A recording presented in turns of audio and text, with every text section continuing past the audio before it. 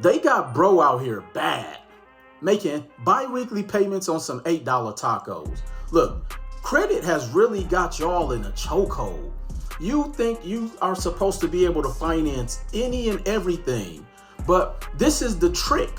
This is the witchcraft of these credit gurus and them telling you that credit is income. Look, credit is not income. See, the power of credit is just you're supposed to use the credit. And the reason why a lot of us investors like credit is because we don't pay taxes on debt, but then we take that debt and go and use it to make money by buying real estate, by buying businesses, investing into stocks and crypto and all of those things, because you gotta have money coming in to be able to service the debt.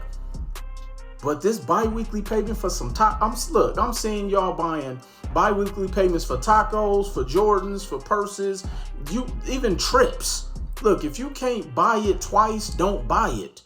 And more importantly, get your credit up so you can actually, go out here and use your credit for good. But we got to do better than this. Y'all let me know what y'all think about this in the comments below. I'll see y'all at the top.